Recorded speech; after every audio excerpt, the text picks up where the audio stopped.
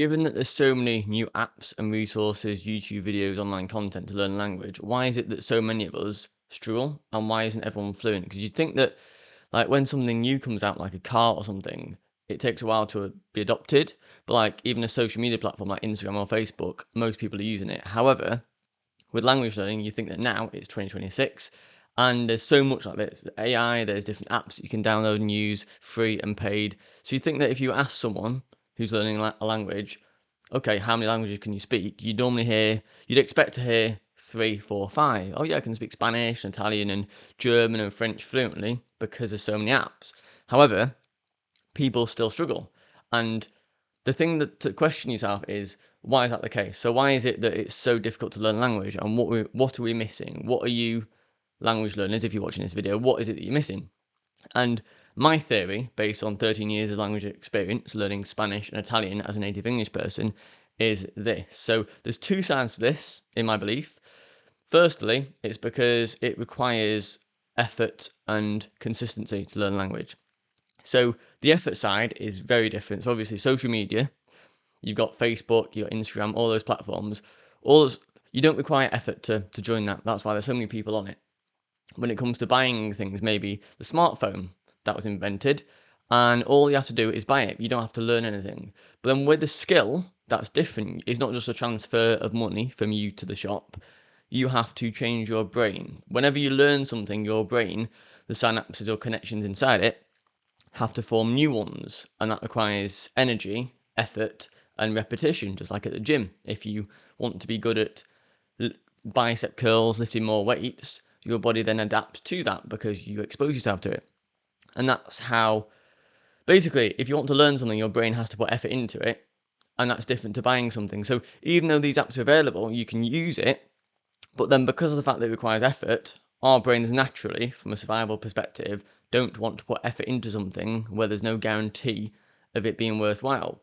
Obviously, from like a survival perspective, if you run after a prey, you want to get it, that's like your food. But then if there's a chance that you don't get it, basically your brain wants to minimize the amount of effort it puts out so that you're not wasting calories and you can survive. So essentially, when it comes to learning a language, it requires effort, but then sometimes you don't see the rewards of that effort straight away. So if I'm an English person learning Spanish, I might start by learning a few words and phrases, but then I might spend a month trying to do it, and I'm annoyed at myself because after a month I still can't speak Spanish. And the changes are so small and so insignificant at the start that quite a few people are tempted to give up. So even though I've got access to thousands of apps and I can watch YouTube videos on street Spanish, how they're talking, if I'm putting effort into it but not seeing any reward at the start, then I want to give up. So despite all this resource available to me, I can't see the effort, so there's no reward basically. So that's the first thing, and also consistency. So effort and consistency, it requires force or it requires effort and consistency from the language learner, and that's why most people don't do it. The people who do it get obsessed with the process, or they find a way to either integrate learning that language into their daily lives. So if you live in the country, that's the easiest way to learn language. However, you do still get people who, say, from England move to Spain or something, and maybe they're expats or they're retired or something, and they're not really interested in learning the language, but they're in the country anyway. So there is also a way that you can still be exposed to the language, but then not put the effort into learning it. And that's fair enough if they enjoy the sun or relaxing or drinking wine, whatever they want to do, but they don't want to learn the language, that's up to them. But that's proof that even if you live in a country where the language is spoken, that doesn't guarantee that you're going to learn it. So it requires effort and consistency. The consistency bit is the hardest bit because you can put effort in at the start. The first day, like today, you might download Duolingo or your favourite language app and smash it. You might get a daily streak. But then many of you who have a daily streak still can't hold the conversation in your target language. And that's the point of this video. That's what I'm trying to say. That you need to be consistent and also effort, but then in the correct ways as well. Not just, if you want to be good at conversations, you have to put effort and consistency into having conversations, not just doing a game like Duolingo. So that's the first thing. Secondly, there are too many choices now. So one of the reasons which I believe that it's hard still to learn language, despite there being so many resources and apps and videos online, is that you get choice overload. So it's like when there's a thing in like UX or like when it comes to websites where you don't give people too many choices. It's like a pricing page. If you can see 10 different options of packages and you're like, oh, which one do I go for? Oh, I'll come back to it later. That kills conversion rate. So people don't want to actually buy the thing because there's too many options to choose from and they'd rather just not make the choice. So when it comes to learning a language, there's too many choices at the moment. You go into Google Play or the Apple Store on your phone, you're thinking, I want to learn Spanish because I've heard a friend speak it or something, and I'm really inspired now to learn Spanish. Gonna go and download an app called, right, I can see a list of 15 different apps. Which one do I go for? They all have like 4 or 5 stars. They're all highly recommended. You go on different forums. There's a load of different ones popping up now. How do you know which is good? And the risk isn't that we pick one and we don't enjoy it.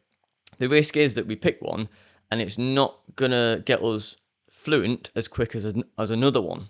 Basically, it's like a lost opportunity. It's say July now, and you might have your holiday in 1 month time, and you want to be able to have. You might be going to Spain on holiday, and you've got a dedicated time limit, and you're thinking, I want to download an app that will get me as far as possible in Spanish, not maybe not fluent, but that will help me progress as fast as possible in my target language with the minimal effort.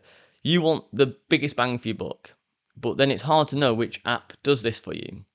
And then you might not just do that for an app. You might download an app and think, okay, is it going to work? You might try it, and okay, it's working well for you, but you always think, could that other app have done better?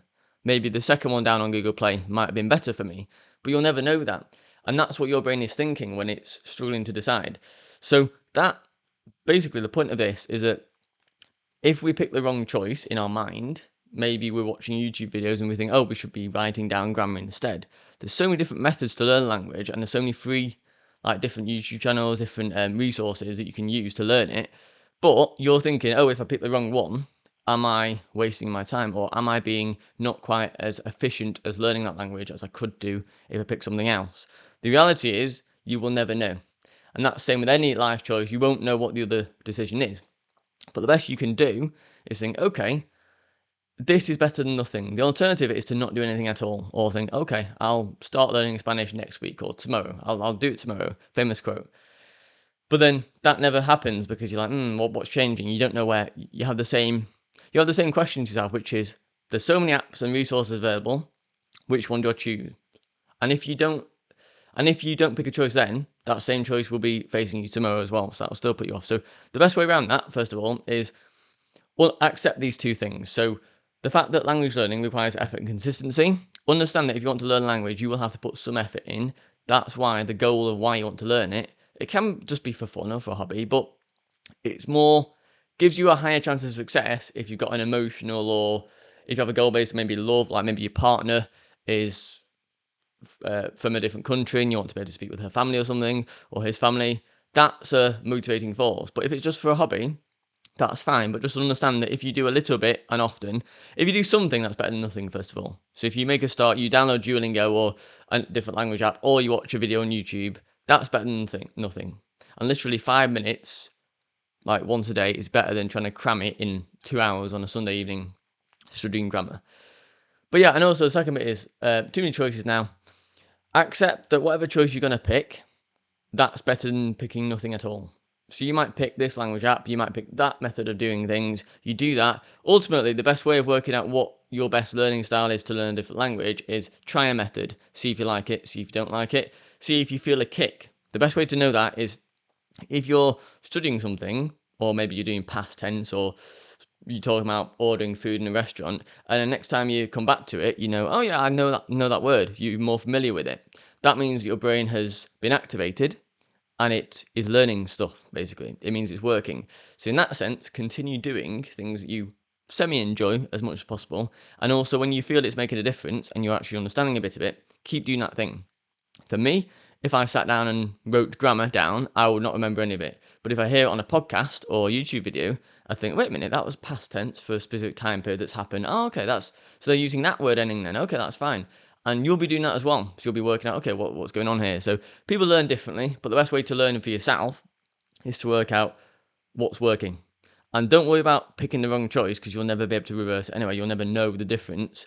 But you having picked the choice in the first place and just stick with it will get you further than trying to work out and spending a month trying to work out, which is the best method, and going between methods.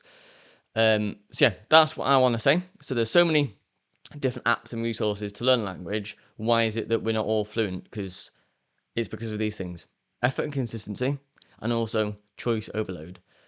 With that information, good luck learning whatever language you want to learn, and I'll see you later.